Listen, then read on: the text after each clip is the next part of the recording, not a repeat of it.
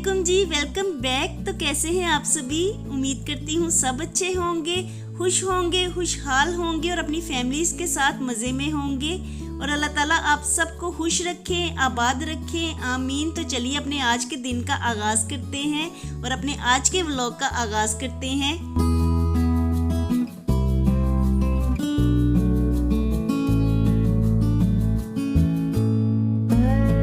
आज का व्लॉग तो आप बाद में देखिए, पहले आज का वेदर देख लीजिए। इतना प्यारा मौसम बना हुआ है, इतनी ठंडी हवा चल रही है और सारी रात खूब तेज बारिश भी होती रही है। तो आज का मौसम तो बहुत ही सुहाना हो गया है और इतने अच्छे मौसम में ना सारे प्लांट्स भी निखर के सामने आ गए हैं। सारे प्लांट्स ही ग्रीन ग्रीन दिखाई दे रहे हैं और मुझे इतनी खुशी हो रही है इनको देख के कि मैं आपको क्या बताऊं। और प्लांट्स पे फूलों की काफी बहार भी आई हुई है, तो बारिश में ही प्लांट्स सारे धुलते रहे हैं और इतने ग्रीन ग्रीन प्लांट्स निकल के सामने आए हैं और इनको देखना कितना अच्छा लग रहा है। तो मैं काफी देर तक रुक के इनको देखती रही और मौसम को भी एंजॉय करती रही।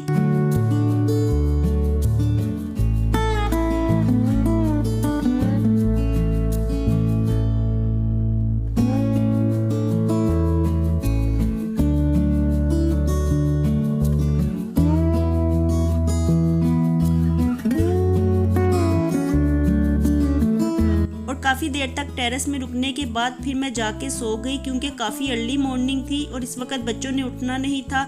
अभी ब्रेकफास्ट में भी काफ़ी टाइम पड़ा हुआ था, तो मैंने कहा कि क्यों ना नींद को पूरा कर लूं, तो इसलिए मैं जाके सो गई। और फिर मैं काफ़ी देर तक सोती रही और जब मेरी नींद खुली तो मैंने देखा कि रिबा स्टडीज़ कर रही है। तो फिर मैं जल्दी से किचन में आ गई हूँ फ्रेशन अप होने के बाद, क्योंकि बच्चों को ब्रेकफास्ट बना के देना है। तो अब मैं जल्दी से ब्रेकफास्ट तैयार कर लेती हूँ। और टी लवर हैं तो साथ में चाय का पानी भी रख दिया है। पानी में बॉईल आ गया तो मैंने देखा कि कंटेनर में पत्ती खत्म हुई हुई थी, तो अब मैं कंटेनर में पत्ती को फिल कर रही हूँ। और अब कहवा थोड़ी देर तक पकता रहे तो उतनी देर में मैं ब्रेकफास्ट तैयार कर लेती हूँ।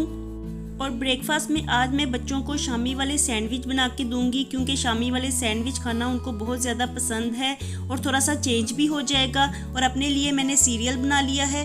और कल रात में हमने कीमे वाले नान लगवाए थे, तो अम्मी ने हाफ नान ही खाया था और हाफ बचा लिया था, तो मैं उसे तवे पे गर्म कर रही थी। थोड़ा सा पानी और घी मैंने लगा दिया था ताकि नान सॉफ्ट हो जाए।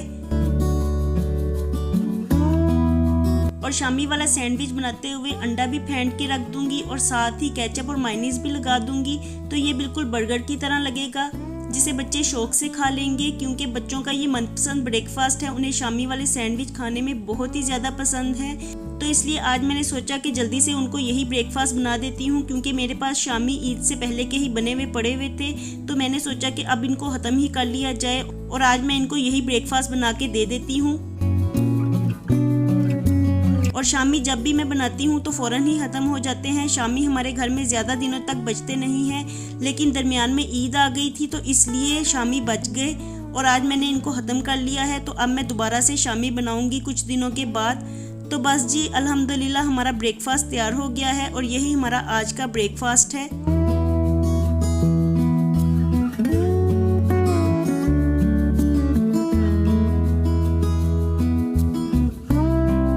और अब चाय भी बन के तैयार हो गई थी, तो मैंने सोचा कि चाय भी मैं अंदर साथ ही लेके जाती हूँ, क्योंकि बच्चे तो अपना सैंडविच लेके रूम में चले गए हैं और वो अपना ब्रेकफास्ट कर रहे हैं। तो मैंने अपने लिए सीरियल बनाया था और इसे सॉफ्ट होने में थोड़ा सा टाइम लगना था, तो इसलिए मैंने सोचा कि चाय में भी उबाल आ जाता है तो साथ ही चाय को भी ले जाती हूँ। उतनी देर तक मेरा सीरियल भी तैयार हो जाएगा।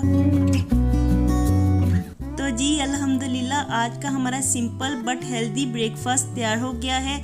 तो अब मैं जल्दी से रूम में चलती हूँ और ब्रेकफास्ट करती हूँ। और ये लाइट चीज़ ना मुझे ब्रेकफास्ट में खाने में बहुत ही अच्छी लगती है, इसलिए कभी कभार मैं यही ब्रेकफास्ट करती हूँ। जब कभी मूड हो लाइट चीज़ खाने का और हैवी चीज़ खाने को बिल्कुल भी जी ना चाहे, तो उस दिन मैं यही ब्रेकफास्ट बना लेती हूँ। तो कल रात में हमने कीमे वाले नान खाए थे, तो अभी मेरा दिल कोई हैवी चीज़ खाने को नहीं कर रहा था, इसलिए मैंने सोचा कि आज लाइट चीज़ ही बना लूँ। तो मेरे जहन में यही आया कि मैं इसी का ब्रेकफास्ट कर लेती हूँ। वैसे कभी कभार मैं अपने लिए दलिया भी बना लेती हूँ और वो भी खाने में मुझे अच्छा लगता है। और ब्रेकफास्ट के बाद मैं कुछ देर रूम में रुकी और आजकल 2-3 ड्रामा सीरियल मुझे बहुत अच्छे लगते हैं। तो बच्चे यूट्यूब पे वही लगा लेते हैं मॉर्निंग में, तो हम वही देखते रहते हैं। इसके अलावा मैं व्लॉग्स भी दूसरों के बड़े शौक से देखती हूँ, तो इस तरह से ही सीखने का मौका मिलता है। क्योंकि जब मैं भी यूट्यूब पे आई थी तो मुझे किसी बात का पता नहीं था और मैंने यूट्यूब पे ही सर्च करके सब चीज़ें सीखी हैं।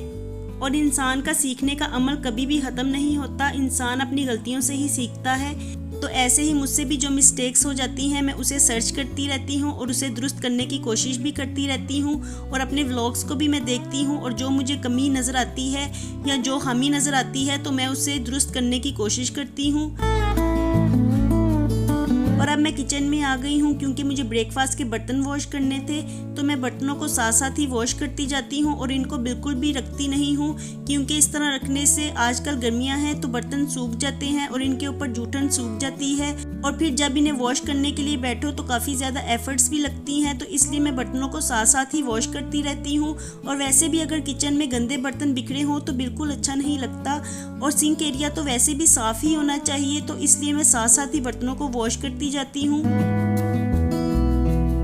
और कल इवनिंग में जब मैंने टेरेस पे प्लांट्स को पानी दिया था तो यहाँ किचन में जो प्लांट्स पड़े हुए हैं मनी प्लांट्स, इनका पानी चेंज करना मैं भूल गई थी, तो अब मैं इनका पानी भी चेंज कर देती हूँ क्योंकि गर्मी की वजह से डेली ही इनका पानी गर्म हो जाता है और मैं डेली ही इनका पानी चेंज करती हूँ।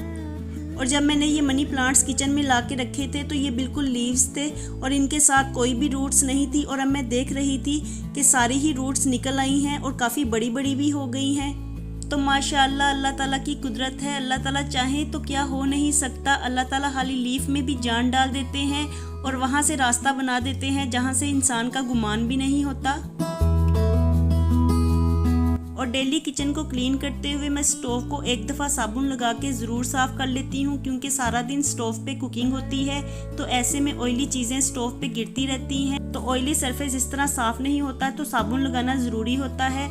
और इसके अलावा स्टोव की बैक साइड को भी मैं साबुन लगा के अच्छी तरह से साफ़ कर लेती हूँ, क्योंकि खाना पकाने के दौरान छींटे उड़ के स्टोव की बैक साइड पे ही गिरती हैं और अगर इन्हें साफ़ ना किया जाए तो यहाँ पे छींटे जम जाती हैं, जिसकी वजह से जब किचन को डीप क्लीन किया जाता है तो काफ़ी ज़्यादा एफर्ट्स लगानी पड़ती हैं। और अगर इन बातों का ख्याल रखा जाए और ये चीज़ें डेली ही साफ़ कर ली जाएँ तो इस तरह से किचन ज़्यादा गंदा भी नहीं होता और डीप क्लीन करते हुए हमें फिर ज़्यादा एफर्ट्स भी नहीं लगानी पड़ती।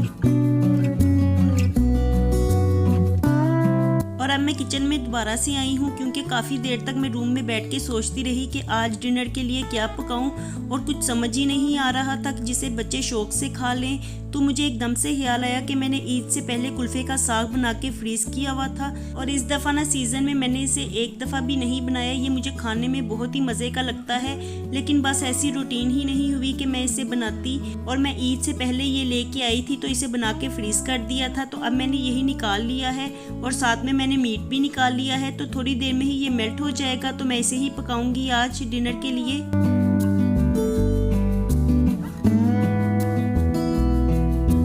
किचन से फ्री होने के बाद मैं सीधा टेरेस में ही आई हूँ क्योंकि यहाँ पे बच्चे खेल रहे थे, तो मैं भी यहाँ पे ही आ गई और साथ में मैं पानी भी ले आई हूँ क्योंकि काफ़ी देर तक मैं किचन में काम करती रही हूँ, तो ऐसे में प्यास बहुत ही ज़्यादा लग रही थी। तो मैंने सोचा कि बाहर टेरेस में जाके आराम से बैठ के मैं पानी पीती हूँ।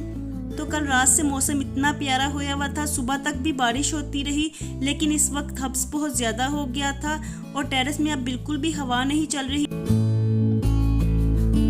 लेकिन क्या करें, रूम्स में ज़्यादा देर के लिए बैठा भी नहीं जाता, वहाँ पे भी हब्स लगता है, तो ऐसे में थोड़ी देर के लिए टेरेस पे बैठना अच्छा लगता है। हवा ना भी चल रही हो तो वैसे ही टेरेस में बैठना अच्छा लगता है। और टेरेस पे काफ़ी ज़्यादा सदाबहार के प्लांट्स हैं, तो डेली ही बहुत ज़्यादा फूल भी खिलते हैं और रात में ऐसा होता है कि कुछ फूल गिर भी जाते हैं। तो मुर्तज़ा ऐसे ही गिरे हुए फूलों को उठा के ला रहा था और वो उनके साथ भी खेल रहा था, तो मैं भी मुर्तज़ा के साथ मजाक करने लगी और मैं कहने लगी कि इतने ज़्यादा फूल खिले हुए हैं तो ये फूल आपके बालों में भी लगने चाहिए और आपके कानों में भी लगने चाहिए। तो इस बात को मुर्तज़ा बहुत ही इंजॉय कर रहा था और वो कानों में काफ़ी देर तक फूल लगा के फिरता रहा और वो मुझे कह रहा था कि बड़ी अच्छी खुशबू आ रही है। हालांकि सदाबहार के फूलों में से खुशबू नहीं आती, वो वैसे ही देखने में बहुत ही अच्छे लगते हैं। और जब मैंने उसके कानों में सदाबहार के फूल लगाए तो उसने उनको उतारा ही नहीं और ऐसे ही लगा के वो फिरता रहा। तो काफ़ी देर तक हम लोग टेरेस पे बैठे रहे और फिर थोड़ी देर बाद अम्मी भी आ गई और वो भी हमारे साथ टेरेस पे बैठी रही।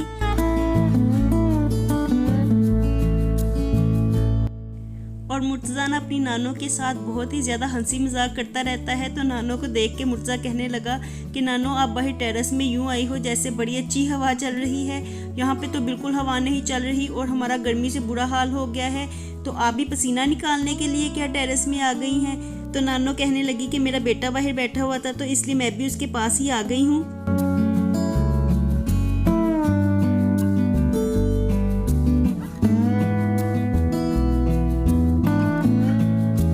और फिर टेरेस में हम थोड़ी देर ही रुके क्योंकि आज वाकई ही हवा बिल्कुल नहीं चल रही थी। हालांकि सुबह मौसम बहुत प्यारा था लेकिन इस वक्त हवा बिल्कुल नहीं चल रही थी और वैसे भी शाम का टाइम होने वाला था और मुझे अभी डिनर भी तैयार करना था, तो इसलिए मैं अब सीधा किचन में आ गई हूँ। और मीट को मैंने पहले ही प्याज, लहसुन, अदरक और स्पाइसेस ऐड करके गलने के लिए रख दिया था, तो अब वो अच्छी तरह से सॉफ्ट भी हो गया था। और कुल्फ़े का साग तो मैंने पहले ही बॉयल करके रखा हुआ है, तो मैं जल्दी से अब डिनर तैयार कर लूँगी। और कुल्फ़े का साग अभी भी ठीक तरह से मेल्ट नहीं हुआ था, तो इसलिए मैंने ऑयल में खड़े मसालों को ऐड करके कुल्फ़े का साग ऐड कर दिया और साथ ही मैंने मीट भी ऐड कर दिया ताकि इन सब चीज़ों की भुनाई कर लूँ।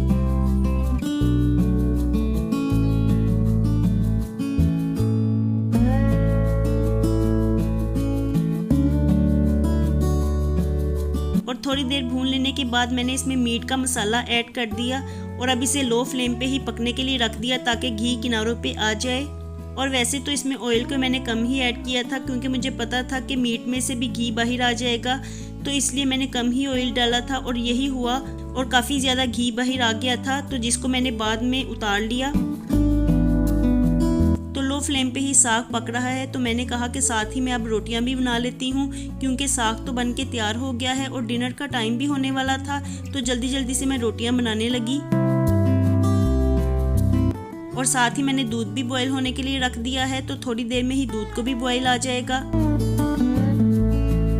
क्योंकि बेहतर यही है कि मैं दूध को बॉयल दिलवा के ही रूम में जाऊं क्योंकि दूध का कुछ पता नहीं होता, नज़र दूसरी तरफ करो तो दूध को भर के बॉयल आ जाता है और सारा दूध स्टोव पे फैल जाने का भी खतरा रहता है, तो इसलिए मैं दूध को बॉयल दिलवा के ही किचन से बाहर जाती हूँ।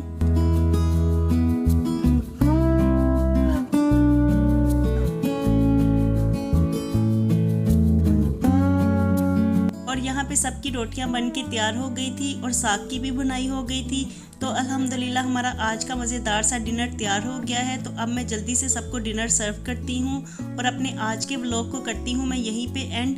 खुश रहें जी, आबाद रहें। Thanks for watching. अल्लाह हाफिज़।